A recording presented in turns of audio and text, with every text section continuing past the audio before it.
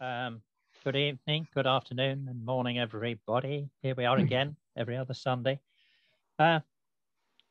Today, we've got 4 people, as you know. We've got Derek, Nora, Nick, and David to give us their papers. Next session is going to be February the 28th. Again, we've got 4 people, Marge Steiner, Layla Weinstein, Margaret Bennett, and Steve Gardam. So that's February the 28th.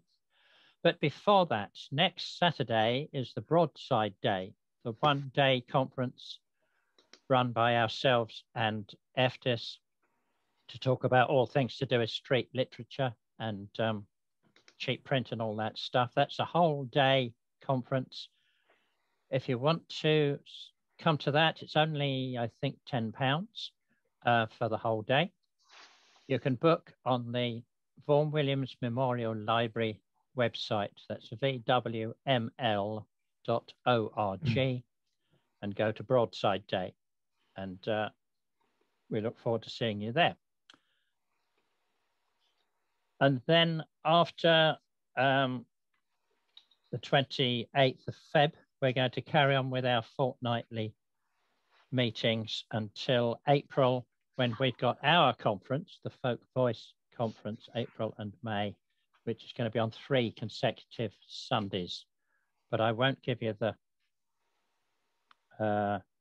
details of that yet, because that would just confuse you.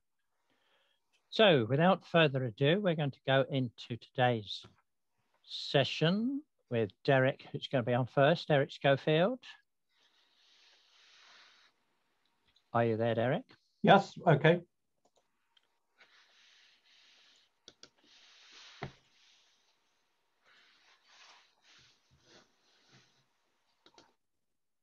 Okay, hopefully everyone can see the screen. Yes, we can. Okay, well, hello from a very wet Cheshire this afternoon. I'm sure I'm not alone in spending some time during the last 12 months of lockdowns reflecting on times past.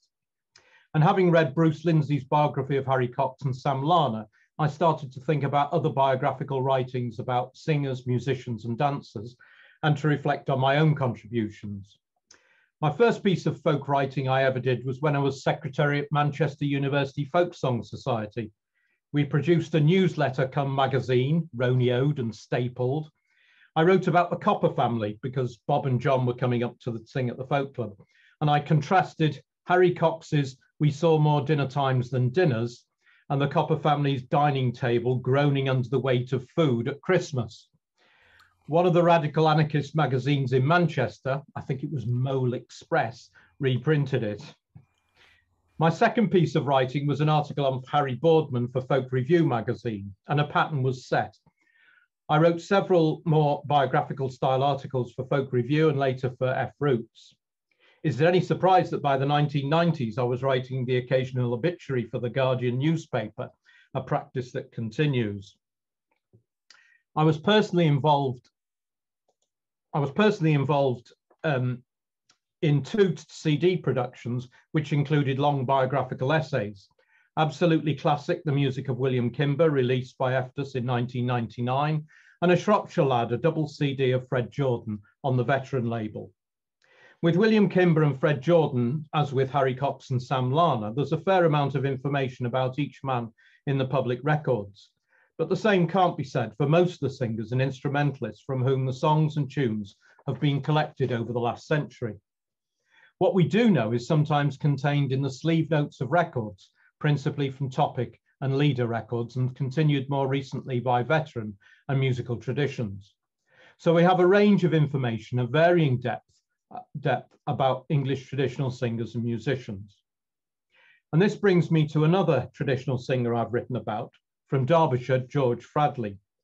I've revisited what I wrote in 1988, and I wondered what more I could find out, especially with the internet.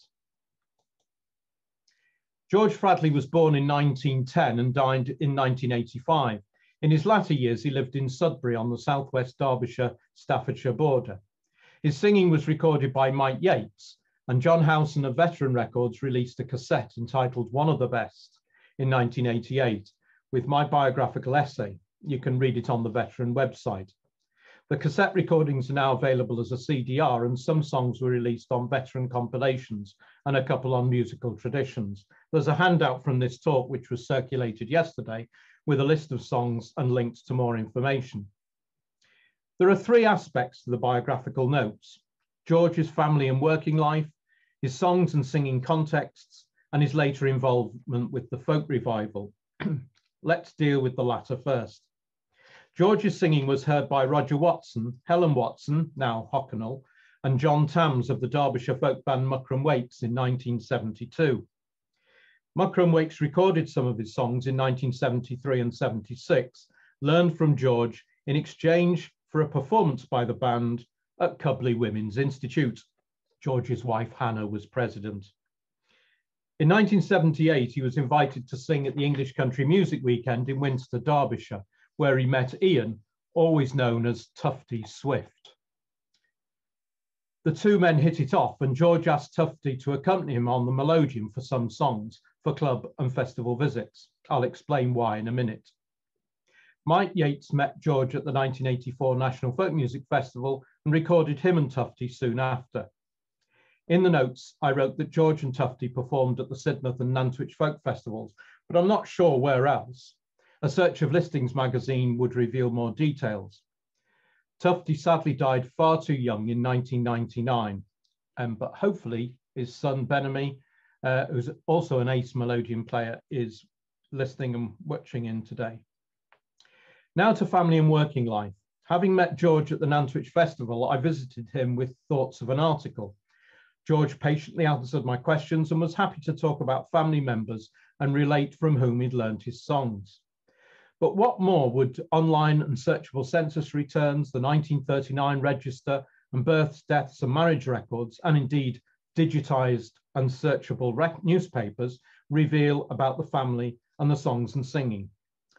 My searches have given more details to the family and their farming background. I knew that George was born in 1910 in Golden Hill near Kidsgrove, Staffordshire, where his father was owner, or more likely the tenant, of a farm. On this map of the English Midlands, you can see the white arrow in the top left-hand corner. That's pointing to more or less where Golden Hill and Kidsgrove are. George told me his father, Albert, was born in the middle of industrial Stoke-on-Trent, which seemed unlikely, but is confirmed by census returns. George said the family moved a few miles to Chell and then to Boundary near Cheadle, as indicated by the black arrow. Information I'd never have found elsewhere, and the family ended up at Carr Farm in Cubley, Derbyshire, taking over from George's grandfather, Charles, in about 1927. If you note where Uttoxeter is, then in this next map, you can see Uttoxeter in the middle and Cubley in the top right-hand corner. George was now 17, this is 1927, and discovered his grandfather sang and played the concertina for dances. And I found a newspaper report of 1911 where Mr. C. Fradley is given as the MC of the annual Cubley dance. And I can now trace the Fradleys back to at least George's great-grandfather Thomas, born circa 1806 in Kingston, southwest of Uttoxeter.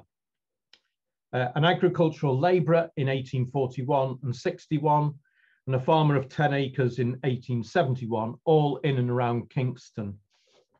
His son Charles worked his way from agricultural labourer to dairyman to farmer all around the local area, judging by the birthplaces of his children. Several generations of George's mother's family lived in Cubley.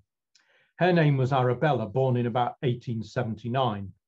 Her father, Joseph Goodall, helped his mother, Mary, run Coppice Farm after his father died. Joseph married in his early 50s. His wife, Emily, was in her early 30s, and they farmed Park Hall Farm in Cubley. He died in 1883, leaving 5 children aged under 6. Emily took over the farm, and eventually for many years before and after Emily's death in 1931, aged 85, her unmarried daughter Bessie ran the farm with her widowed sister Mary, known as Polly. That's 3 generations of women running farms in Cubley. I'm not sure how common that would be. You can see the farms marked on the top right-hand corner. The names of the farms are on that map and marked by cows. George himself, after marrying Hannah in 1937, had another farm in Cubley at Coton Wood. The village of Cubley had in the 1939 register 58 separate properties, 22 of which were farms, mainly dairy farms. Seems an awful lot of farms. All of this extra information gives a more rounded view of the various branches of the Fradley and Goodall families and the importance of farming in their lives. Now to the songs and song contexts. Mike Yates recorded 23 separate songs from George. Now, which ones would Cecil Sharp have recognised and noted? Well, they include the Squire of Tamworth, Barley Mow, the Derby Ram, Jones's Ale, Last New Year's Eve or Richard of Taunton Dean, We'll All Go A-Hunting Today, and 2 child ballads, The Two Sisters and a fragment of Long Lankin. Many of George's songs came from his father Albert, and some of these were not the sort of songs that Cecil Sharp would have welcomed. 1 or 2 weren't even written when Sharp was collecting. George described his father as a well-known wit and entertainer, often singing and reciting his self-penned monologues at farmers' dinners and other events. These would include verses of topical interest about local personalities and incidents. Alas, none of Albert Fradley's self-penned songs seem to have survived. A newspaper report from 1911 suggests what could be meant by farmers' dinners. The annual rent audit of Lord Vernon's Sudbury estate, Sudbury is south of Cubley, as you can see on the map, was followed by lunch for the tenants in the local hotel. The report says that Lord Vernon's health was, quote, toasted with musical honours, and the proceedings were enlivened by songs contributed by Messrs. Goodall and Fradley, possibly Albert's father Charles. Further newspaper searches reveal a couple of references to Albert Fradley. In 1926, so when the family was still living near Cheadle, there's a report of the Staffordshire Agricultural Society's meeting and dinner in Uttoxeter following a hedge-laying competition. After speeches, there were songs, and Mr. A. Fradley of Cheadle, quote, well known as the farmer's poet, contributed original recitations in characteristic style, end of quote. And at a luncheon at the Newborough show in 1935, Mr. Albert Fradley responded to the request to tell a few of his good stories. The context of the Fradley family's singing is important in considering the repertoire of songs. When they moved to Cubley, George was 17 and his siblings included Bella, age 13, and Molly, 10, and Albert Jr., 20. All 4 siblings had musical abilities, and the girls had received music and piano lessons from the schoolteacher's daughter when they lived near Cheadle. By all accounts, they had a stock of music books and sheet music, and Molly would later buy song sheets on regular visits to Uttoxeter Market. This is probably one of those songs. George called it Rubub. It's written by Weston and Lee, and it was recorded and publicised by Ernie Main on a record in 1923. Here's George singing some of the song. I feel like a fighting man, not fat but fit and fine, since I'm lived in a little garden suburb up the line. To call it a suburb is the fashionable way, but I call it suburb 'cause it's easier to say. If town life's too fast for you and country life's too slow, just make a bungalow of your life and buy a bungalow in our little garden suburb, far away from the noise and hubbub. If you're tired of the pub, tired of the club, take a little house in the garden suburb. There you can grow stewed rhubarb. You can bath in an old rain tub. So leave all the hubbub and the pub and the club and grow your own grub in the suburb. I'm not so sure about the rubber, but I think many of us could do with having a visit to the pub. Anyway, Sunday evenings at the Fradleys' farmhouse were occasional music nights, with family relations and friends welcomed to listen or sing. George recalled practicing songs around the piano and said, quote, "In my mind's eye, I read the songs from the sheet music when I sing them."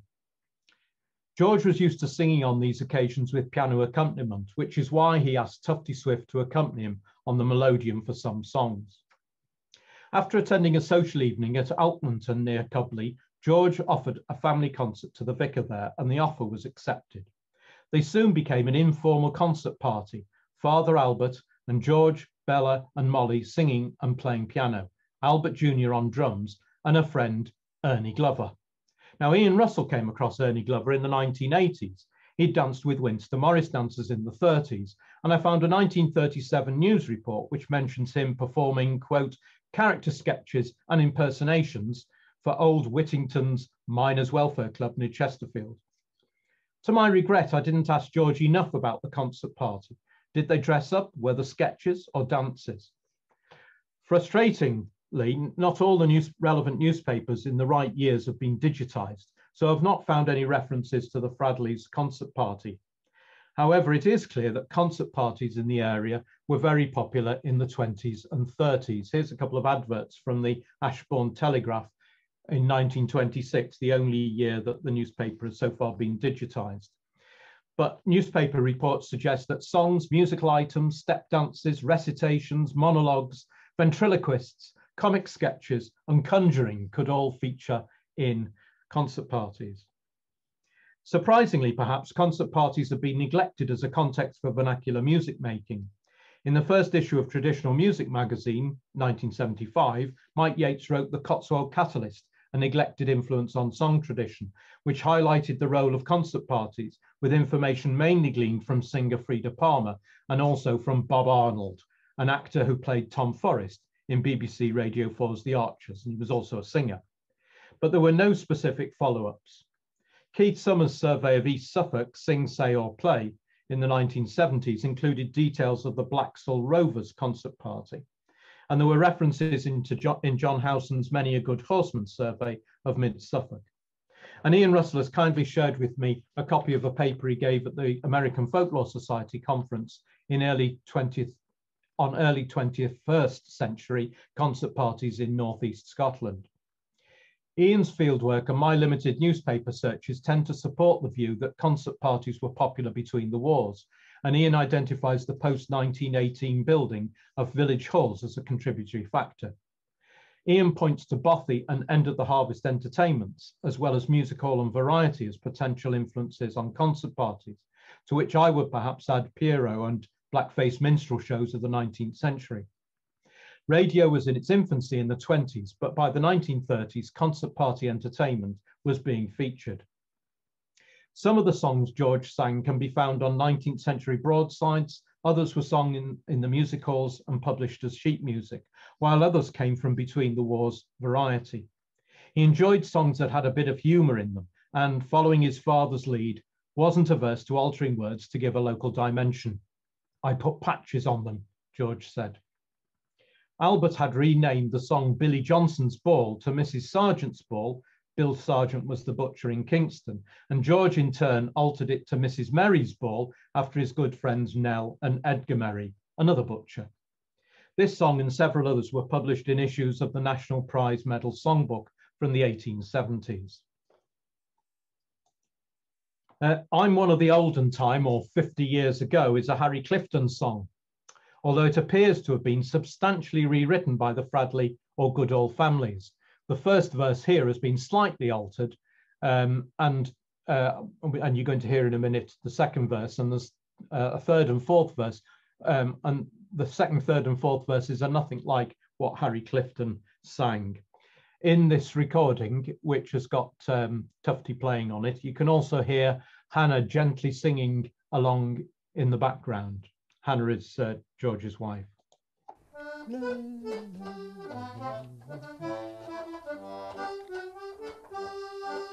When I was young some time ago, Victoria was queen.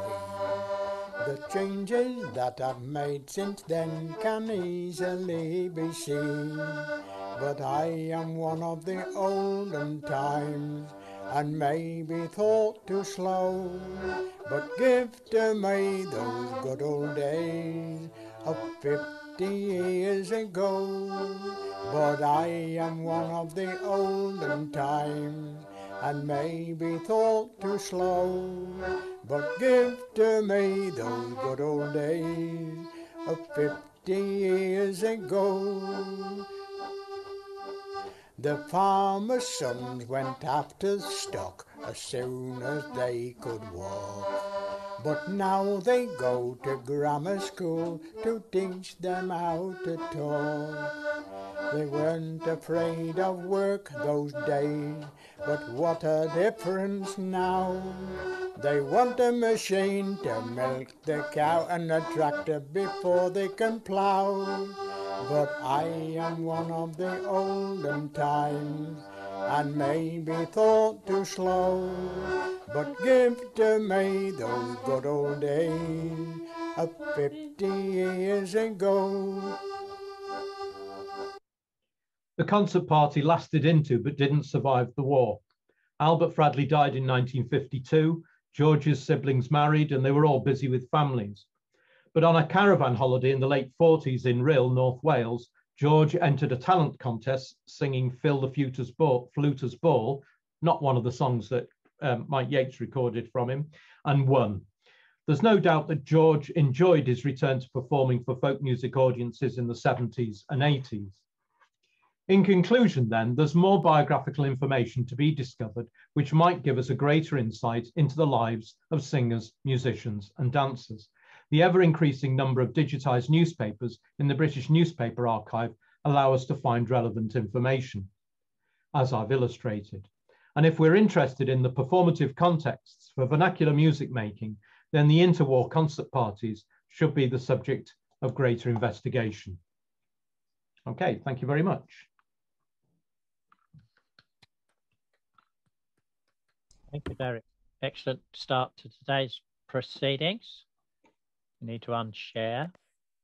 If one of the themes that's emerging from all these Zoom meetings that we're having is that there's an awful lot more to be discovered in a lot more context than we used to think. So, you know, concert parties and that sort of thing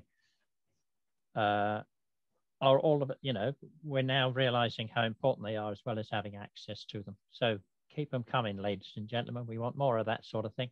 Thank you, Derek. So Nora's up next. All right, thank you.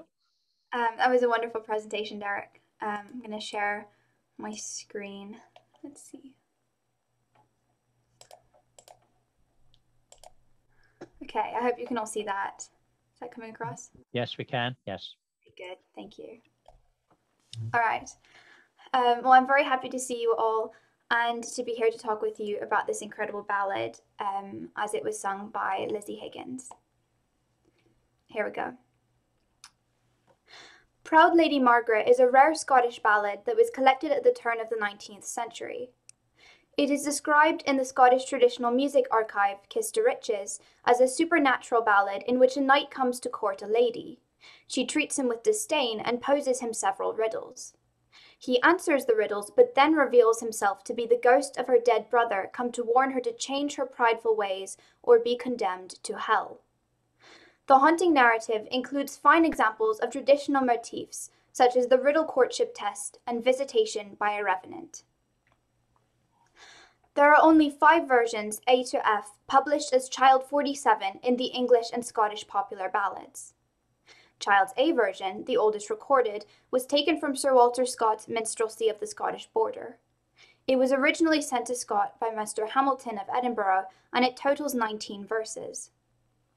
Child's B version was taken primarily from Peter Buchan's Ballads of the North of Scotland. This is the longest of all, totaling 32 verses, and primarily adding further description of the revenant's appearance and of Margaret's wealth and pride. Version C is also from Buchan's collecting, this time from his unpublished manuscripts. At 21 verses, it contains no unique elements and most resembles a combination of the previous 2 versions.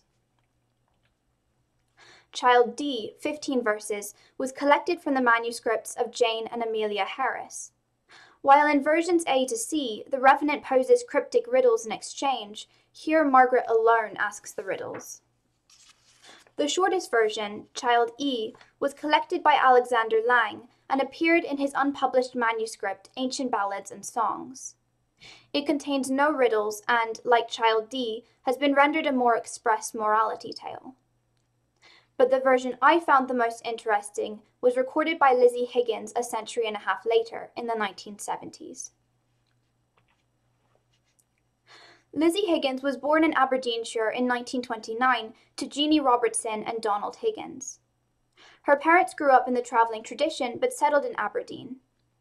Music has always been an integral part of the lives and work of travellers, and the Higgins were no exception.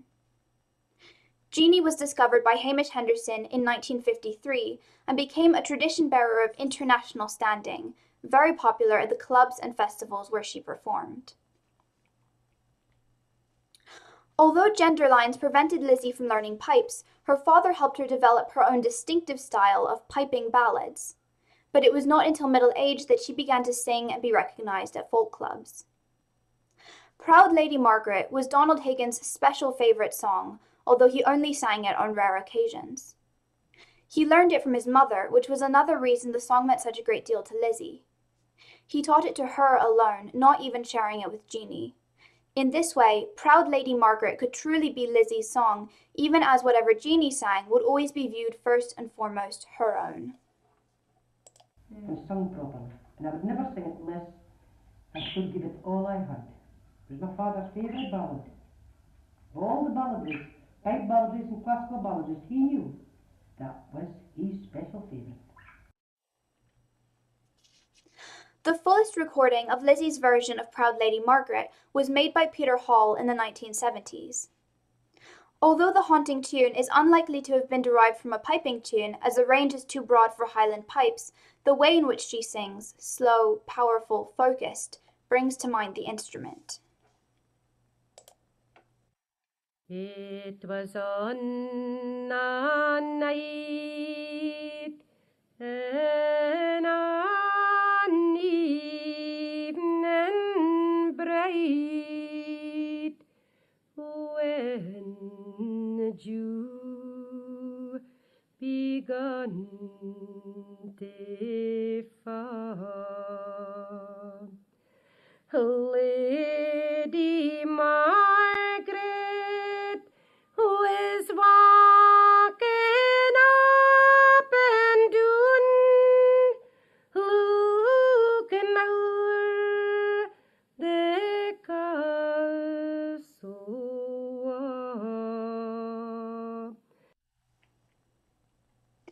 In 1973, Stephanie Smith recorded Lizzie both singing and enthusiastically discussing her thoughts and feelings about Proud Lady Margaret. In this recording, the ballad, although similarly sung, is missing a verse and a half when compared to that made by Hall. In discussing it, Lizzie displays knowledge of the elements, such as Margaret's inheritance and details of the Revenant's appearance and own riddles, contained in other collected versions, and it is likely that she was familiar with that section of Child's. But my father's laird a 9 castles and my mitherly be a 3. And my father's laird 9 castles and there's none to heir but me. She was to the heir of the money in other castles. However, she did not waver from the version gifted to her. Now we will look at riddles and revenants. The riddles posed by Margaret in Child A to C remain nearly identical in Lizzie's version. What is the floor thy first floor? The grouse on moor and hill. What is the bed the bodies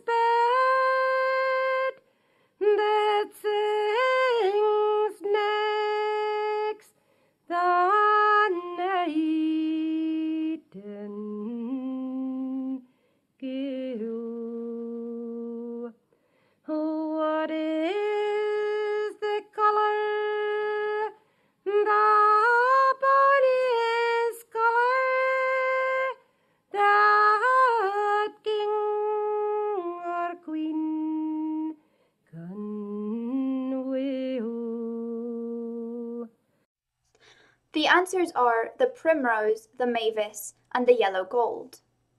The riddles seem simple, certainly not so difficult as to render Margaret's hand impossible to win, despite the deaths of many unsuccessful suitors. The exchange of riddles between a poser and a matcher is a traditional element with prominent place in Proud Lady Margaret. David Atkinson posits that wit combat ballads can be categorized as either supernatural or secular, either a confrontation between a mortal and an unmortal, or between a man and a woman to judge suitability in courtship. In Proud Lady Margaret, the riddles fall unusually into both categories, taking place with her brother, a revenant, but used by Margaret to determine a suitor's eligibility. In addition, although it is traditional in supernatural riddles for the unmortal to be the poser and the mortal to be the matcher, here these positions are reversed. The revenant is himself another very traditional element. A revenant is usually someone whose purpose is to either redress or avenge a perceived sin. And when a revenant returns to right a wrong, that wrong is usually related to his own death.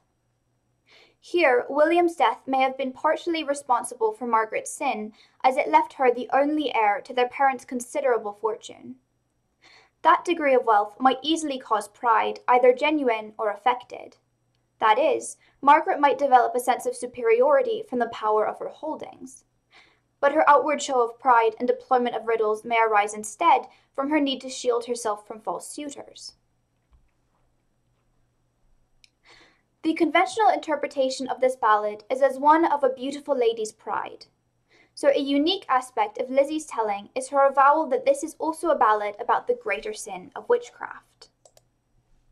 And he says, tells in his song, if she was going to join witchcraft, and she was going to bad road, he couldn't save her reputation as a normal woman, but he was trying to save her soul to hell. Her conviction in the role of black magic could reflect her father's careful conveyance of a fuller ballad history retained in the traveller's community, or Lizzie's or a predecessor's penchant for the supernatural and desire to entertain. Yet it is an interesting assertion for which support can be found in the ballad itself and in its possible connection to ancient folklore. Some ways in which the ballad may fit Lizzie's claim of black magic are: 1.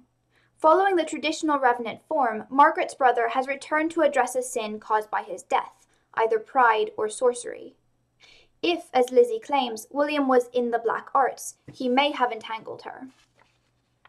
2. Magic as a means of protection against false suitors could prevent their answering seemingly accessible riddles. 3. The ballad's silence as to the suitor's cause of death may suggest a supernatural cause in which, as Atkinson describes, the outcome of the wit combat has determined whether the unmortal, or here Margaret in league with witchcraft, can lay claim to the mortal.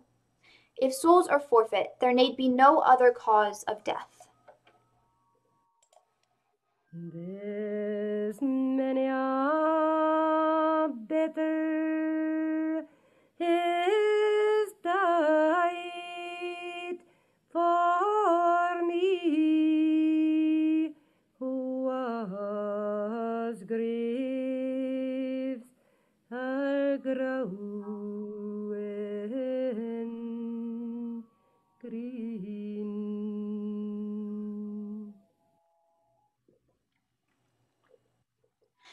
In Child B and C, Margaret's brother warns her that she will repent her sin when she has been where he has been, i.e. in hell.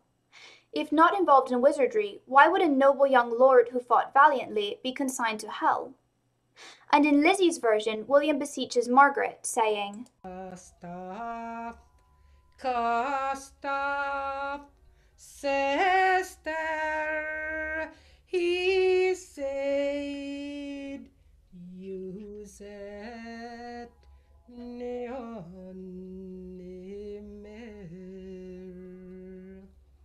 If you have been what I have been, you will repent it, sir. The expression cast off frequently refers to evil or black magic, and one would not implore someone against the use of pride. This turn of phrase makes more sense as a reference to magic. Lizzie's location of the narrative in Northumberland may add support to its origin in occult folklore. Histories of Northumberland reflect connections to Norway and Denmark throughout the Middle Ages, including marriages between houses and the relocation of servants. Proud Lady Margaret, particularly as Lizzie relates it, bears a striking resemblance to The Travelling Companion, which Dane Hans Christian Andersen adapted from a far older folktale. Both include a beautiful, proud lady entwined with black magic, posing unanswerable riddles to suitors who die as a result, and a revenant assisting in her redemption. Proud Lady Margaret is itself a fine ballad, but Lizzie's rendition is of further importance. Her deliberateness in performing her father's favorite ballad invests Lizzie's multiple recordings with a heightened clarity of its meaning to this source singer, and likely to her father before her. When I learned Proud Lady Margaret as a traditional singer, they informed my own artistic decisions. Similarly, Lizzie's interviews consistently relate a narrative backstory that provides a new perspective from which to consider other versions and the ballad's place in tradition. Although one can never know if her attribution of black magic is true, it is true for Lizzie's rendition. All ballads offer a window to the past, but Proud Lady Margaret even more so. Its rarity, a reflection of its fewer transmissions, may have better maintained the narrative in original form. Although the ballad is less an encapsulation of history through time than those journeying broadly knee to knee through diverse communities, as a ballad preserved directly and carefully for generations, it perhaps retains more integrity as an encapsulation of history in time. With that he vanished frae her sight, in a twinkling o' eye, and nothing more the lady saw, but the gloomy clouds and sky. Lizzie's powerful Proud Lady Margaret recordings reflect an intersection of fortuity. For although the ballad is relatively unknown today, she had it from her father and had it to give when, during the folk revival, collectors recognized her extensive and unusual traveller's repertoire. And the community of those who appreciate ballads is much richer for it. I will post links in the chat to the Kiss to Riches and YouTube recordings of Lizzie's interviews and performance, and to my own recent recording as well. Thank you very much.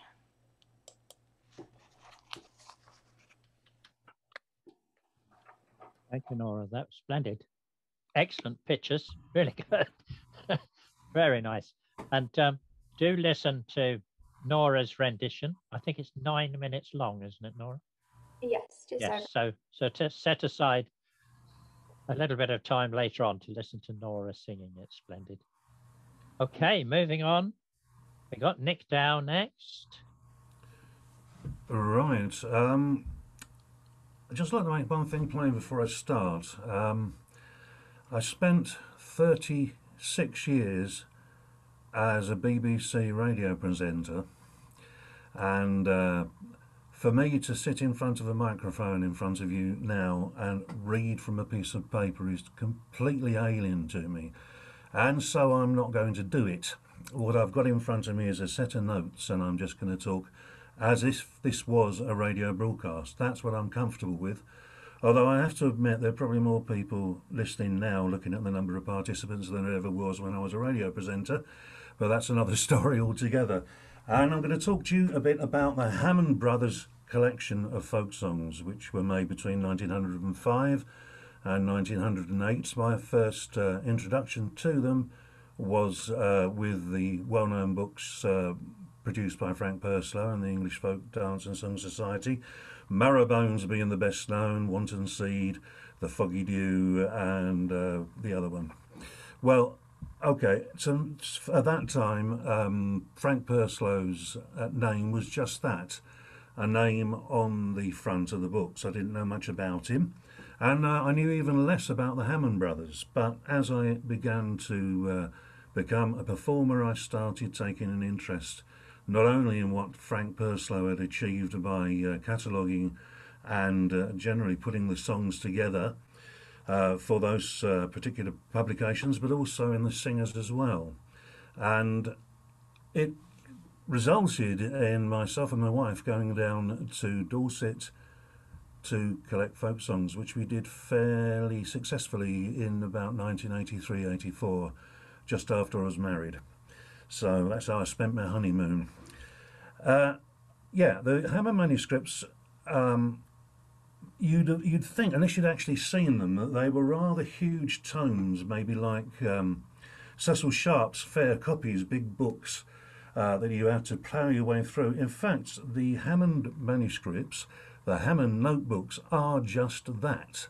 I've picked them up, held them and looked at them. They are small notebooks, about 4 of them, A4 size, smaller than A4, with marbled covers and atrocious writing inside, with these tunes in one book and with the words in the other. So 10 out of 10 for Frank Purslow for ploughing through this. Nowadays, with the help of the full English website, we can read from the Hammer manuscripts and bring it forward on the laptop so we can see it. I think poor old Purslow probably approached the Hammer manuscripts with a magnifying glass, which he started the work in 1959. Well, what was the work? It consisted of 912 songs, not all from Dorset, but some from Hampshire, Somerset, and a little diversion to Worcestershire as well. That was some songs that the Hammer brothers got from their landlady, who actually came from Worcestershire, Mrs. Webb. 912 songs, yes, and 187 singers. Amazing to actually have visited on bike 187 singers. And they did do. But Robert and Henry Hammond were inspired to their folk song collecting activities by Gardner, George Gardner. I believe that Henry had met him up in Edinburgh. Henry then went over to what the country that was called at that time Rhodesia, so forgive me for calling it that, and had a complete breakdown in health, and was persuaded when he came back home again by his brother and also by Cecil Sharp that folk song collecting was a healthy pursuit. So that's then accounts for the bike riding and the enthusiasm. Well, they started locally, and they started collecting songs in 1905 in Somerset. They local to them, they were in Clevedon in Somerset, and they visited one Amos Ash and Mrs. Gulliver, who was latterly interviewed, if you like, by Cecil Sharp, who called her Mrs. Gully Ford, which she wasn't. They've got 84 songs, but Robert Hammond, who actually took down the tunes, was not confident at all in his abilities to note down tunes, and so certainly in the early period of their collection, he took a musician with him, and this was the organist from St Mary's in Taunton, who came along with him. It was Jebelt, I believe his name was, and he noted down a number of the tunes, and it was as much an enthusiast of folk song as Robert and Henry. Well, at that time, interestingly, Robert and Henry Hammond did not have I suppose the best word is prejudices, that you might find with other collectors. They actually took down more or less everything they heard, and not absolutely everything, because they selected the best songs they in the repertoire of the singers and moved on. if you write them down in pen and ink in a notebook, that sort of makes sense, doesn't it? However, they started their Dorset collection in 1905. They took down 5 carols from a singer in Beer Regis, and then they met a gentleman by the name of Jacob Baker.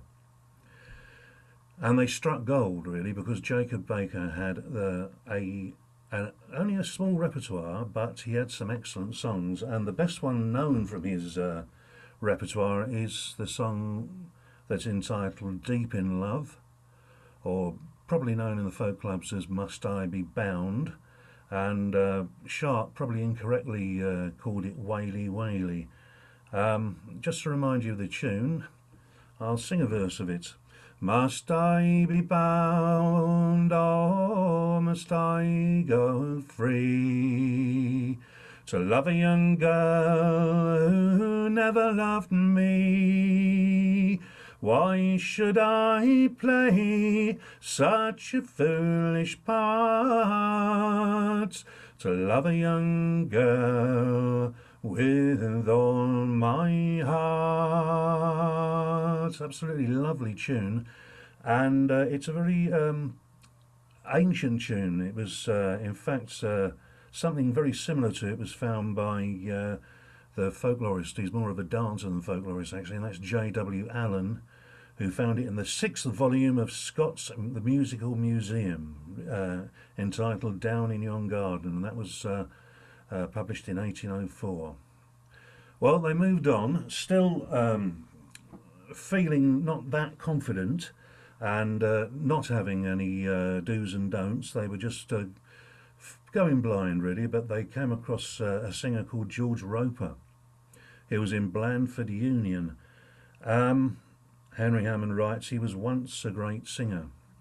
And they got a good number of songs from him, about 40 songs from him, and including one called The Downhills of Life, which isn't a folk song at all. In fact, it was it's an art song. No, that's wrong. I guess it is a folk song, but it started off as an art song, written in 1792 by one John Collins, and they started sending the songs they'd found and also details of the singers to Lucy Broadwood.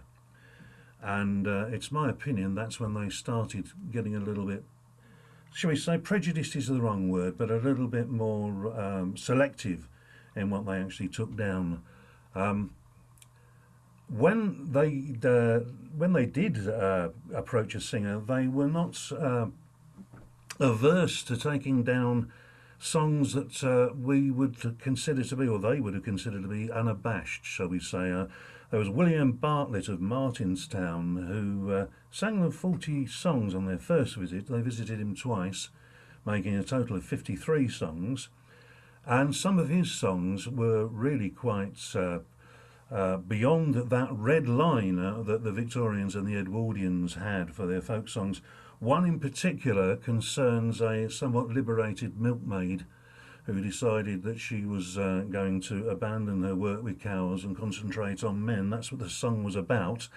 And they took it down word for word. Whether they actually sent it to Aunt Lucy Broadwood, I don't know, probably not.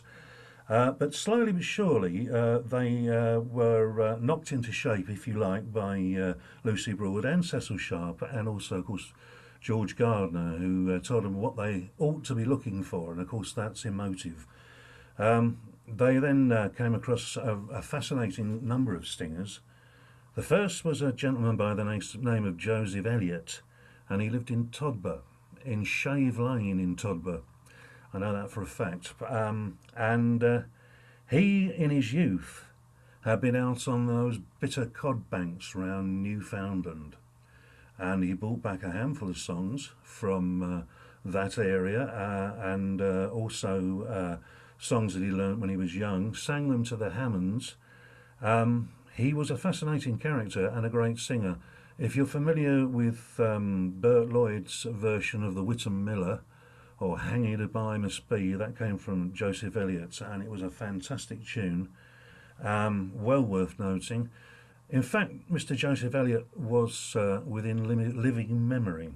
He was remembered up to 30 years ago in Todber, where he was remembered as a rather rough old man who had to sell his wife's china, his late wife's china, to make ends meet. But his cottage has long been demolished. But the other singers that they came across at that time are equally fascinating. They came across a gentleman, probably a friend of Joseph Eliot's, called Robert Barrett, and also another one called George Downton. And these two gentlemen inhabited a pub. See if I can do a photograph for you. I'm not that computer literate at the moment, so I'll find it for you. Yeah, there it is. That's the Blue Vinny pub. I can't hear. Can somebody tell me? Can you see that? No. Oh, that's good. That's a good start, isn't it? Oh, I have to press share, don't I? That better? Yeah. Okay. It's getting there. Not. Yes, we have it. Lovely. That's probably the Blue Vinny pub, which was maybe 30 or 40 years after the Hammonds had been there. I think that's in the 1920s, 1930s. But there it is. They stayed at that pub, and these two singers then travelled down to the pub to sing to the Hammond brothers. The Blue Vinny, that refers to Dorset cheese, in case you don't know. It measures about 15 on the Richter scale, so be warned if you ever get anything. So, at the Blue Vinny pub, Robert Barrett, he sang a number of songs. He, in fact, sang 54 songs in total, but at that time he was an old man, and as Henry Hammond said, he whispered the songs.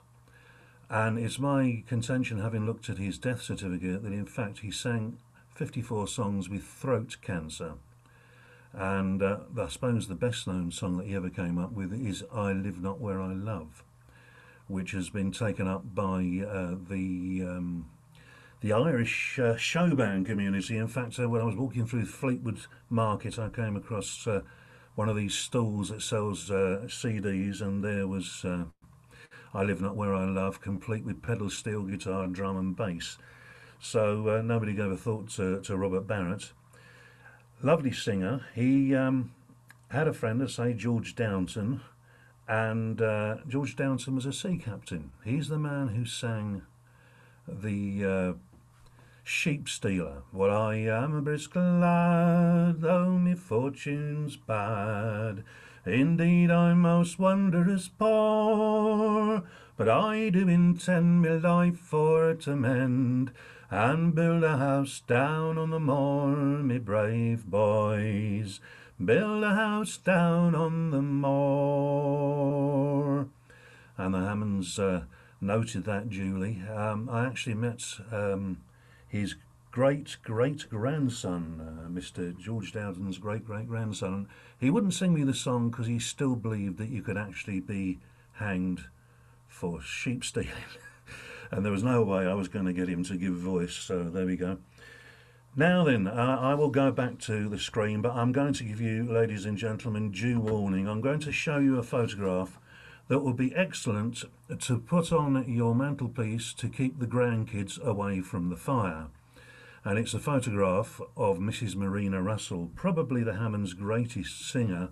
However, she was photographed in mourning for her children. That's wrong. There we go. There she is. Sorry about that. She does look rather like she's about to chop you up with an axe on the Hammer House of Horror. We're not stealing. No? Don't have it, Nick. Don't have it, right. Don't know what's happened there.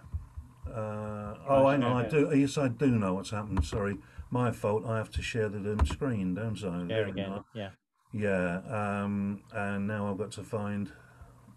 It's disappeared. It's probably just as well. Well, after that build-up, we've got to see it. Oh, I've got to see. Yeah, I know we have. I will actually make some attempt to find it if I possibly can do. But she's disappeared. I must have erased her. So. I tell you what, I will show you a picture of another one. No, I won't. I'll talk about Marina Russell while I'm looking for it. She sang 100 songs to the Hammond brothers. Most of them were in the Dorian mode for some particular reason. She actually fancied that particular mode, and that's actually an important point that I wish to make. I can't actually talk and find this photograph. Grovelling apologies. I will find something for you in a minute. Steve Steve Garden. Gardam's got it. Has he? Steve's holding it up to the camera. If you can Right, see it. indeed. It's probably best held up to the camera, actually. Yeah, So. sorry. She does look menacingly miserable. Yes. There she is. Yes, indeed, Marina Russell. She lived a very, very hard life. She sang songs like "Ye Mariners All," and of course the song that most of us know if you've been around Martin Carthy, the bed making. And the bed making more or less followed the life of her daughter, Emma Russell, who fell in love with a grocer called Mr. Bowditch in Charmouth, became pregnant and actually gave birth to an illegitimate son in a Weymouth workhouse. Unfortunately, Mrs. Russell couldn't actually take the child in, she couldn't take her daughter back, but she could actually take the child in. And it's an act of kindness which has resounded down the years. And here he is, Alfred Thomas Russell, and he is the the grandson of Marina Russell. He loved his grandmother, he really did, because he actually gave his daughter the same name, and her name, here we are, is Violet Marina Russell. A singer herself, but she liked light operatic material. So Marina Russell, according to the family, she was completely barking mad, which I think is a little bit harsh. The reason why, Cyril Tawney told me that he went to Upway looking for memories of Marina Russell, spoke to an old lady who told him that she remembered the Hammonds coming to her cottage up on the Ridgeway, and her singing to the Hammonds by singing a tuning, that's to say a mouth music song. One a little bit bawdy was the song, but she sang it while leaping around the kitchen, letting fly with her fist at the kitchen table while she was doing it. Hammond's notes to the song are quite fun. A rollicking song with a great beat. So it was good for the Hammer Manuscripts, even if it wasn't good for her kitchen table. Anyway, she was a lively old girl. In actual fact, I think, and it's only, maybe I shouldn't say it, but I'm going to anyway, I think she had the beginnings of dementia, because her memory was so bad, and sometimes she'd forget a tune halfway through.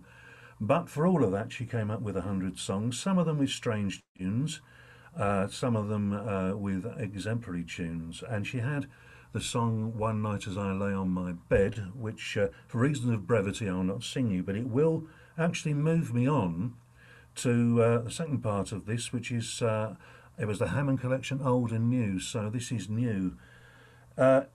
It's quite an eye-opener. In 1906, the Hammond brothers visited Mr. George House, who lived in Bempster, and they didn't like his singing. They didn't like it at all.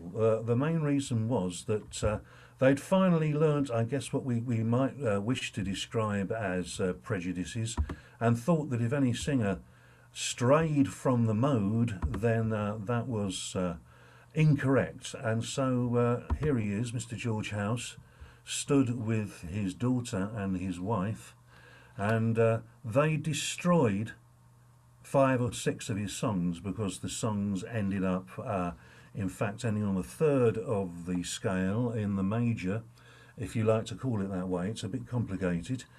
Well, Mr. George House, God love him, didn't really deserve that treatment in my way, and I was lucky enough to meet Mr. Bill House, who's his son. There he is. He looks like he's about to play the melodeon. He actually couldn't play the melodeon at all, I'm sorry, or at least very, very sparingly. He used to just be able to get a little bit of a tune out of it to record the tunes to keep his memory going. And Bill sang me over 115 songs, and I'm going to leave him up for a bit because I want to, it'll bring me on to the next and final bit of this talk. He sang the song that his father taught him, which was One Night As I Lay On My Bed, and it had that strange ending. So I'm going to give you one verse now. One night as I lay on my bed, I dreamed about a pretty maid. I was so distressed, I could take no rest. Love did torment me so.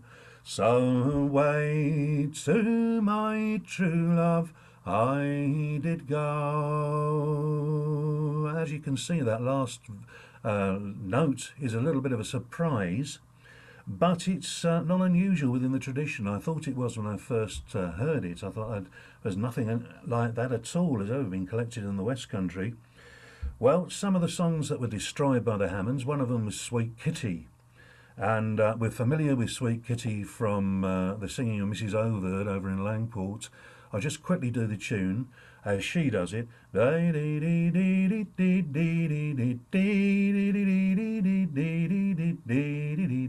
Chorus. Fal-de-riddle-i-do, fal-de-riddle-i-do, sing ler-a-li-day.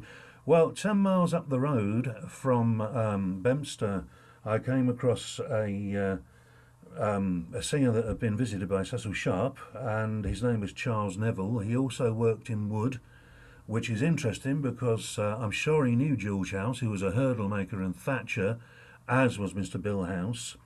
I'm sure the two singers knew each other because his song went finished, the chorus finished by going straight up the major scale. So here we go. Fal-de-riddle-i-do, fal-de-riddle-i-do, sing ler-a-li-day, which I think is quite pleasurable, actually. I quite enjoyed that, but it had me puzzled. And so I went to ask Julia Bishop to give me a little bit of help on this. And she's basically, I am going to read now very, very quickly, because it was a very long email and very good of her to do it to me. It's a question of how we hear that third. That's the end note in One Night as I Lay on My Bed. As a new tonal centre, i.e. going into the major, or it can also it can be said to have modulated in that case, or conversely, if we hear it within the terms of the mode, then it's quite acceptable. And it turns out, of course, that good old Cecil Sharp got there many, many years before me. And in some conclusions, which I would have never have found for myself, and Julia found it for me, he mentions the fact that he collected several songs that ended in the same way. And he quotes Hearty Good Fellow as an example. And that's in the folk scales chapter of some conclusions. Moving on quickly, because I think this is also interesting, is an observation made in 1907 by Anne Gilchrist. And she came up with a rather interesting observation. She said, well, actually, I'll read what she said. Miss Gilchrist has pointed out that a good many folk songs from Dorset are to be found in varying form of air and words in old Aberdeenshire and Banffshire collections, although they are apparently little known in other areas of Great Britain. So the Hammond brothers didn't quite know what to do with this particular information. They couldn't find anything. They met one girl who'd migrated from Banffshire and was working as in service to a family. However, this is something I think that myself and my co-conspirator, a fiddle player from Dorset called Nigel Cantor, may have solved. I think we have, and I've got a quite interesting evidence over this. Nige told me that there were any number of Scots regiments posted all along the Dorset and Hampshire coast from Napoleonic times onwards. Well, I thought, well, that's a bit spurious, because anything Scots was very much in vogue in Victorian times because of Queen Victoria commuting in and out of Balmoral. It was a bit fashionable to have Scottish items and also songs in your repertoire, I guess. But so I thought I need a bit more evidence than that, and I found out to my delight that in actual fact the Scots Fusiliers had arrived in Weymouth in 1885, and the only way you can get to Weymouth to Portland Barracks is by marching, which they duly did, playing bagpipes and making a lot of noise, which has certainly gained the interest of the locals. So what evidence do I have for that? Well, Mr. Bill House, who we're looking at the moment, sang a number of songs that had Scottish antecedents. Well, fair enough, that doesn't actually prove anything at all. But then he came out with one song, which is actually the old broadsheet ballad. No, it wasn't called that. It was called "Come and Lose Your Eyes and Limbs" for 18 pence a day. You remember that? We didn't have a tune for it. Well, sorry to disappoint you. The tune was, in fact, the Scottish tune, "The Ball of Kirriemuir," which, of course, 4 and 20 virgins came down from Inverness. But it fitted the tunes beautifully, fitted the words beautifully, and the words that old Bill House came out with were revealing. And I'll just recite the first verse. It said, "Once to the line I did belong. I often saw a pretty face, I often sung a song. But when I get my liberty and gain my free discharge, no more will I join the militia boys where all folks are the Garge." And the chorus, "To the right shoulder forward, quickly march away, come and lose your eyes and limbs for 8 annas a day." Well, the Garge turns out to be a sort of low-caste Indian tribe sect, if you like. And of course, an anna is a 16th, I believe, I may be wrong there, of a rupee. Guess where the Scots Fusiliers had just come from when they marched into Portland? You guessed it, India.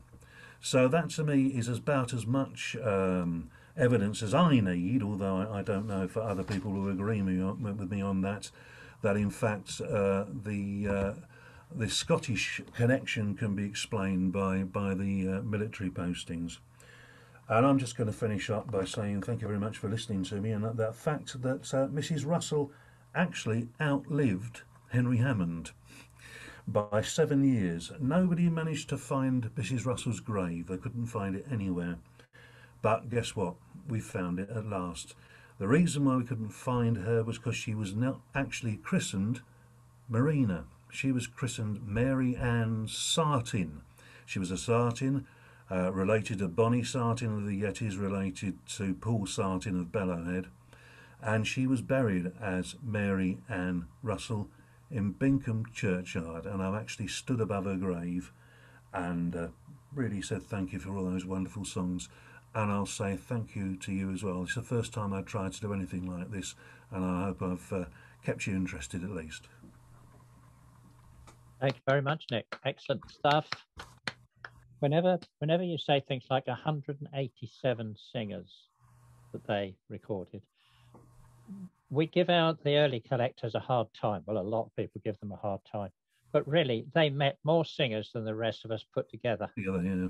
They knew more about it than we will ever know. So I think we should take more notice of what they said and did. So thank you, Nick. We've got to move on fairly quickly because we're running out of time and we still have David Atkinson to call on. So don't forget to unmute, David. And Nick, you need to mute yourself. That's it. Thank you.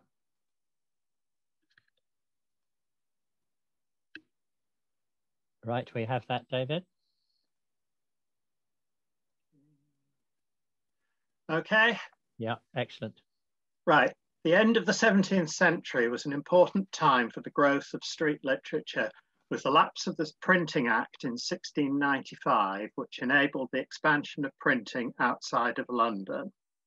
It was also a time of tumultuous political change, which secured the Protestant succession through the Glorious Revolution and Bill of Rights of 1688 to 89, and the accession to the throne of William and Mary, followed by William's wars in Ireland and continental Europe, the death of Queen Mary in 1694, and William's death and the accession of Queen Anne in 1702.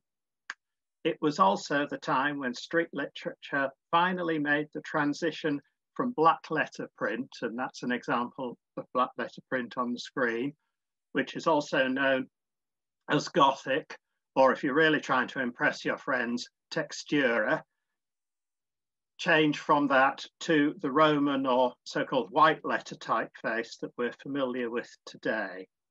So here I want to follow these changes through the lens of two booksellers, Charles Bates and his widow Sarah Bates, who were publishing ballads and chapbooks from the 1690s to the 1730s in the West Smithfield area of London. And that's around there where the letter H is. It's next to where St Bartholomew's Hospital is.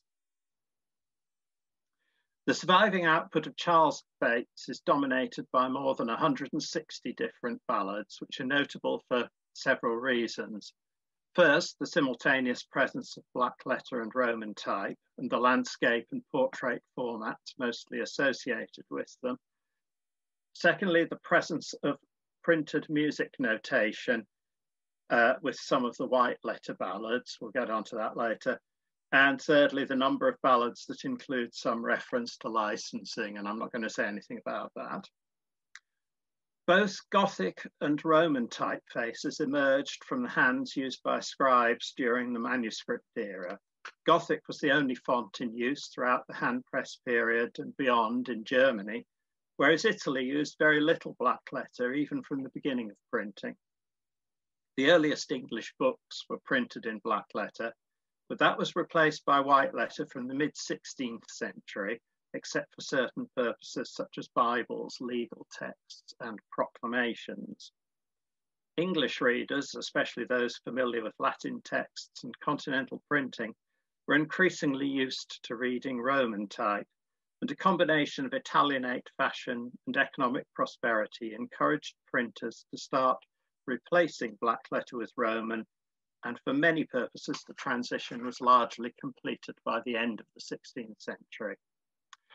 So the use of black letter for ballads and other kinds of street literature as late as the beginning of the 18th century was distinctly anachronistic.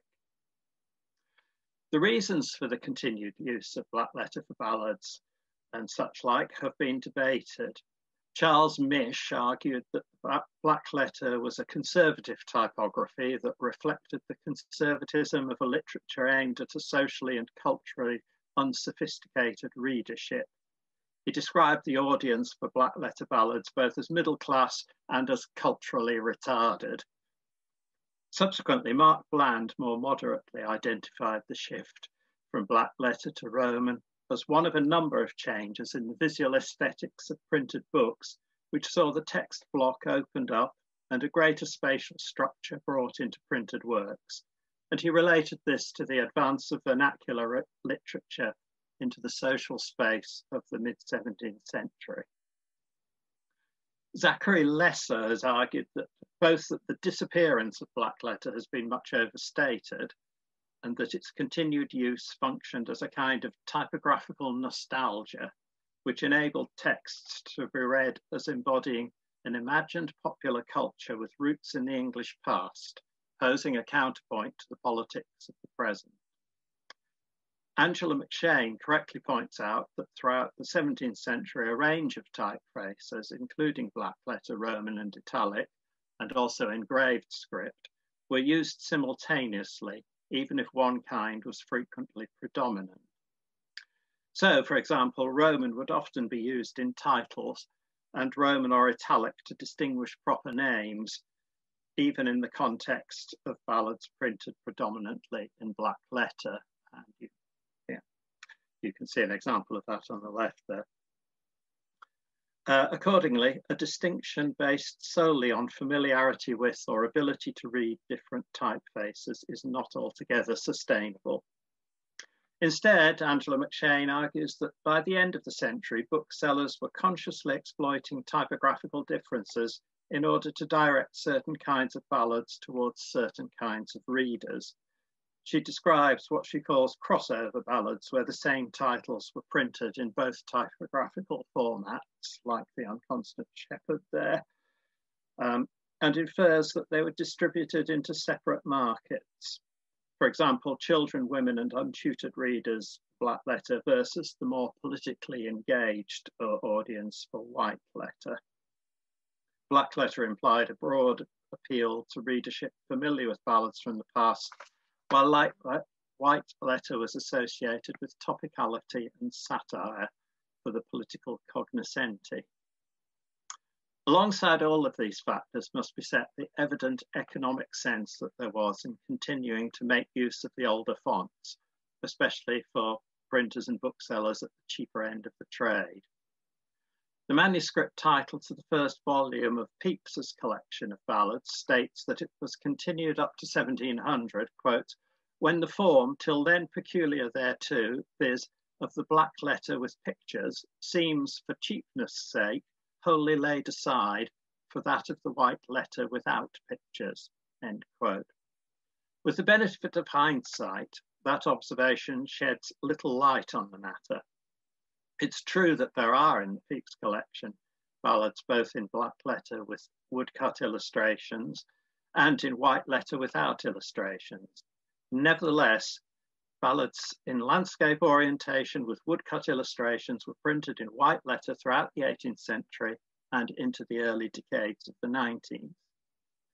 Pepys's white letter examples might have been slightly cheaper to produce because the size of the sheet appears to have been on average a bit smaller, and paper constituted a major part of the cost of early printing. But beyond that, there's no real reason to think that white letter supplanted black letter on grounds of cost, but rather that the black letter fonts gradually became worn out and were replaced with more Roman and italic. Charles Bates did publish a small number of white letter ballads in landscape orientation with woodcut illustrations, but the bulk of the surviving sheets are fairly equally divided between black and white letter examples.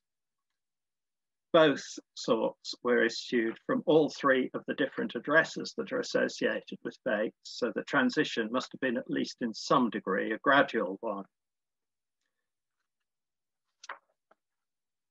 Okay, so the thematic continuity between the different typefaces is exemplified by the Unconstant Shepherd ballads there, published in white and then in black with woodcut illustrations. And it was published later again by Sarah Bates with different woodcuts. Richard Rigby's two songs in praise of shoemakers, The Cobbler's Current and The Shoemaker's Triumph, were printed in black and white letter respectively. Rigby was an artisan poet responsible for a number of ballads, some of which were mildly political. If thematic distinctions are to be drawn between black and white letter, they would be of three kinds. First, the ballads of love in white letter are more heavily weighted towards pastoral conventions, and some might reasonably classify as so-called Scotch songs, which became fashionable after the Restoration. Secondly, rather more of the white letter ballads originated in the theatre. And thirdly, rather more of the black letter ballads, often on legendary and historical subjects, had been published previously in the 17th century and would be published again as, quote, old ballads in Roman type in the 18th century. Equally, though, titles such as Bonnie Dundee, The King and the Miller of Mansfield, and The Swimming Lady, which would later turn up in lists of old ballads, but were probably not quite so old, were printed in black letter. Looking back from the present day, a number of the earliest identified versions of folk songs collected at a much later date have been attributed to Charles Bates. They include Devol's Last Farewell, which is the Flash Lad, The Loyal Forester or Royal Pastime, which is King William and the Keeper, The Noble Funeral of the Renowned Champion, the Duke of Grafton, which is the Duke of Bedford or Six Dukes Went a-Fishing, and The Unkind Parents, which is The True Lover's Farewell, 10,000 Miles, The Turtle Dove, Fare Thee Well, My Dearest Dear. And this one has music notation of a sort. One reason for the portrait orientation of white letter ballads published by Bates might well lie in its being more amenable to the printing of notation, although that can hardly be considered the only reason, given that there are examples without notation. It's quite well known that for a brief period towards the end of the 17th century, some broadsides were printed with notation, but that in the vast majority of examples, the music is meaningless, as it is in this example. In the Pepys collection, fewer than 10% of the ballads have notation, and for more than 60% of those that do, the music is meaningless, while some others have a tune that does not fit the words. There are 85 ballads in the Pepys collection with a Charles Bates imprint, for which 34 have printed music notation, which is meaningful in only 9 instances, and in 3 of those, the music does not fit the words. The notation with these broadsides was printed from movable type, which is most apparent from the unevenness of the stave lines. And these sheets are quite distinct from the song sheets of much the same period that have both notation and text printed from copper engraving, which would be more expensive both to produce and to buy. Claude Simpson postulated that the brief appearance of notation on broadsides was driven by the increasing importance of new stage songs and was intended to promote the ballads, perhaps by implying that they enjoyed the same sort of popularity. Richard Luckett inferred that it reflected the emergence of a new and musically literate public and marked the beginning of a cleavage between engraved song sheets on the one hand and broadside ballads set with movable type on the other. There's likely to be something in both of those arguments, but they do not really explain why music was only occasionally included, or why more often than not it was meaningless. Angela McShane suggests instead that it was a presumably not very successful publishing experiment, designed to signal that these were things that could be sung when many sheets were being displayed together on a stall or outside a shop. Some playhouse songs will illustrate the difficulty of interpreting exactly what was going on here. So a song called Celia That I Once Was Blessed was sung on Dryden's comedy Amphitryon at the Theatre Royal in Drury Lane with music by Henry Purcell. Bates issued the song on white letter broadsides twice under the title Coy Celia's Cruelty, quote, to an excellent new playhouse tune. In the play, the song has just 3 stanzas, but the 2 broadsides each run to 10 stanzas and are headed with different sets of meaningless notation, bearing no resemblance to Purcell's tune. Again, if Love's a Sweet Passion was sung in Elkanah Settle's The Fairy Queen at Queen's Theatre in Dorset Garden, again with music by Purcell. The stage song has 2 stanzas, but Bates published 2 white letter broadside versions with texts of 7 stanzas under the title The Young Lover's Inquiry, to an excellent new air sung at the Playhouse. One of these is headed with meaningless notation, but the other has the notation for Purcell's music. There's the 2 set side by side. A sequel ballad called An Answer to the Young Lover's Inquiry was published with meaningless notation. These broadsides look like opportunistic publications, rushed out in order to take advantage of the popularity of songs from the theatre. One wonders whether the sheets were actually sold in the vicinity of the playhouses. Bates also published a handful of crossover ballads in black letter with woodcuts and in white letter with music notation, including An Answer to the Unconstant Shepherd, Unconstant William, An Answer to Unconstant William, The Loyal Soldiers of Flanders, and The Merry Bagpipes. But for only one of those instances is the notation meaningful. That's for a tune called March Boys, printed with the Merry Bagpipes. So this looks like more or less simultaneous marketing of these 5 ballads, presumably directed to different groups of potential purchasers in the manner suggested by Angela McShane. While the printed music might have flattered those who thought themselves fashionably musically literate, in most cases, the flattery would have actually have been quite ironic. In any case, the experiment did not last more than a couple of decades, And during the 18th century, meaningful notation was more typically to be found on engraved song sheets.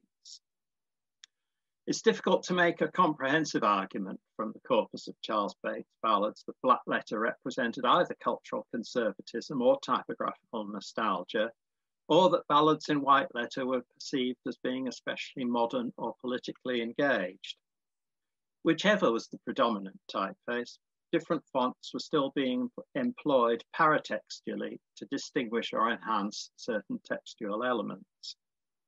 The transition to white letter did accord with wider developments in the visual aesthetics of print, but the most straightforward explanation is still the replacement of one font with another over time. By the time Sarah Bates took over the business in 1716, all of the printing was predominantly in Roman white letter type, with still the occasional use of black letter for display elements in titles and the like. And none of the surviving ballads has music notation. While the ability to draw general conclusions is restricted by my concentration on a single firm of booksellers, it does invite a balancing of details across their output and sets the typography of the ballads alongside that of the chapbooks that they published, which were also staples of the street literature trade. Right, sorry, that was a bit of a gallop through because I know we're short of time, but I hope you got something from it. Thank you very much, David. Excellent. Good stuff. I like the fact somebody said about ordinary people are the culturally retarded. I think that describes me, actually. I'm going to say that. I'm culturally retarded. Anyway, yes, we've excellent 4 papers. We've filled our official time, so we're in overtime for questions. If anybody wants to raise their hand, please do. We're going to get overrun by a few minutes so that we can get some questions in. Anybody want to raise their metaphorical hand, or technical, whatever the word is, electronic hand? Right, well, while you're all thinking about it, let me say something. I said at the beginning that we had pretty much got things planned up to about April, but we, Martin, Sean and myself, we would like people to volunteer to run some sessions, to organize some sessions. If you've got an idea for something else that we can do, something different, or you want to do a theme or something like that, or just that you want to join in with the presentation and the running of these sessions, please get in contact with us because it's quite a lot of hard work, especially for Sean and Martin. And also just so that people can hear other voices, not just us. So please get in touch with us if you want to volunteer. Martin wanted to say something about the friends of the TSF before I go on to the questions. Thank you, Steve. And that's what I wanted to say. I wanted to say thank you to those people who have contributed to the Friends of TSF. You have been magnificent. We have nearly double the amount that we achieved last year, which certainly covers our operating costs for the year and takes all worry out of it.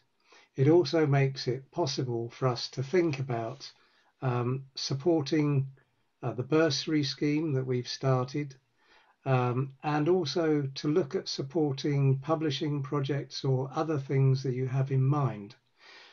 We're not going to be able to afford to support 4-figure projects. That's certainly not likely to be the case at any time in the near future.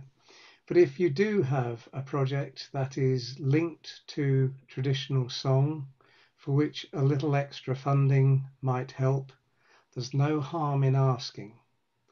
And I guess there's still no harm in giving if you haven't done so already. But to those of you who have donated, we are really, truly grateful. It makes all of this possible. Thanks, Steve. Thank you, Martin. I agree with everything he just said. Okay, we've got some hands up. So Liz, you're first on my screen, Liz Milner. Yes, and I just wanted to say Nora had some amazing artwork associated with her presentation, and if maybe she could share the sources of those images, or let us know where she found them, and maybe even some kind of bibliography. It was just a brilliant presentation. Thank you. Yes, could you do that, Nora? Yes, I can put together a list of where I got those from. They came from all sorts of different places, and I didn't keep track. But if you'd like, I can go back and try and figure out where they all came from. And thank you, Liz. And we could circulate that with a future TSF newsletter if you're willing to do that. Thank you. Okay, Conrad, you're next. Keep it short, please, everybody. Hi there. If I can remember what I'm talking about with this old brain. The Nora's presentation was wonderful. You've laid it out now. It's just described, and now you're looking for how it moves and why. So start asking upper level questions would be kind of fun. But you have to really prepare these things so that you can do this work. House concerts, again, always something of interest. These house concerts are formal in Northeast in Newcastle, at least. They are formal set concerts. They evolve more toward the music hall and get more formal, and then they go into music hall. The ones we have in the United States, somebody referenced, also very interesting, because they were once just places to kill time. You'd go to the house of the sponsor, and if you were really, really interested in the artist, you would come and spend some time, maybe have a bit to eat and drink, and enjoy some more knowledge, the knowledge behind the concert. These days, it's more formal. You'll go to the house concert if you can figure out where it is, because these are things kept secret. And then you get there, and then they tell you exactly how much you should be contributing to the artist. Nothing wrong with that, but a sign that they're getting more formal. They are more formal. So that's a little bit different than the house concerts of England in the 19th century. There you go, all done. Right. Thank you. Thank you, Conrad. Marge Steiner. Yeah, hi, can you hear me? Yes, we can. Great.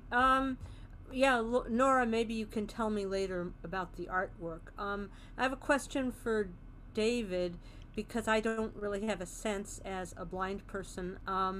Would white letter or black letter, would one be easier to read than the other? That's number one.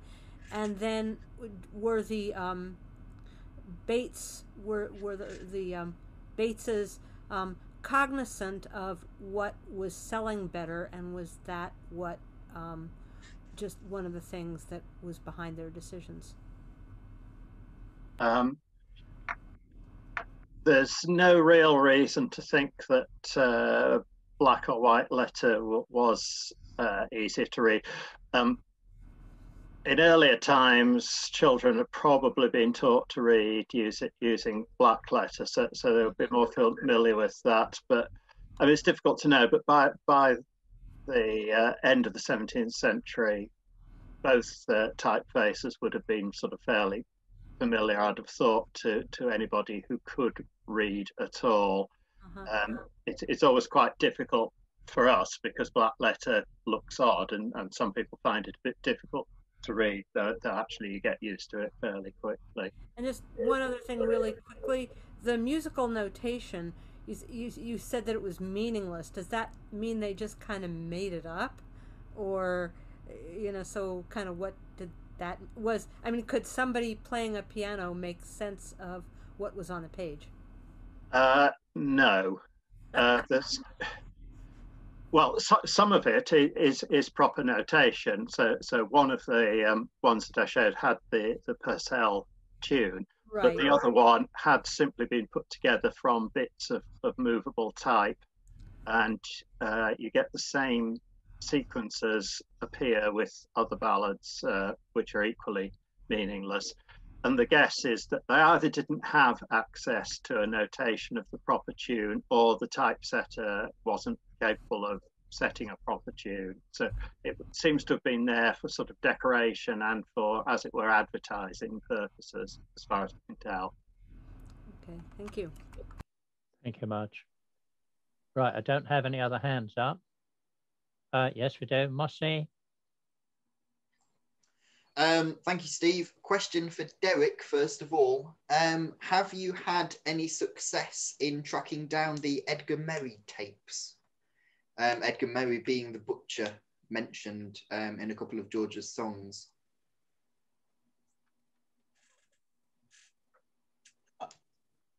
Well, you've got me there. I don't know what you mean by the Edgar Merry tapes.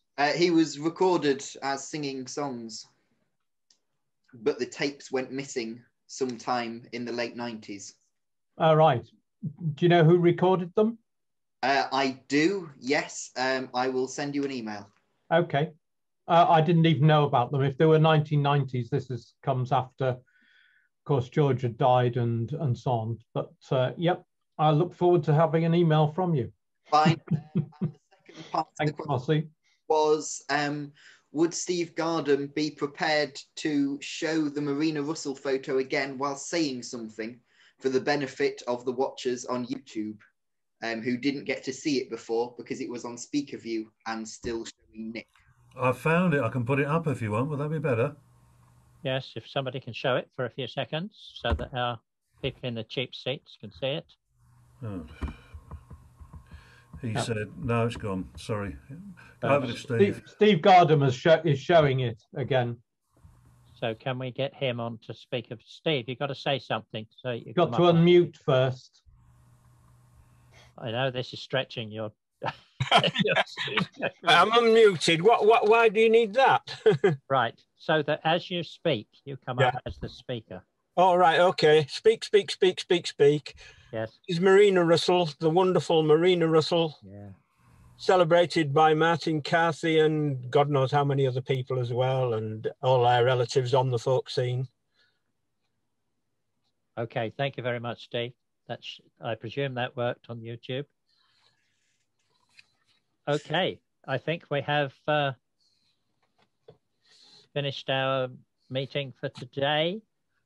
Don't forget, next Saturday is the Broadside Day, and then we'll be back with another TSF Zoom session on the 28th of February. So thank you very much again for our 4 splendid papers today. All excellent stuff. And we'll see you again. Thanks for coming, everybody. Very well.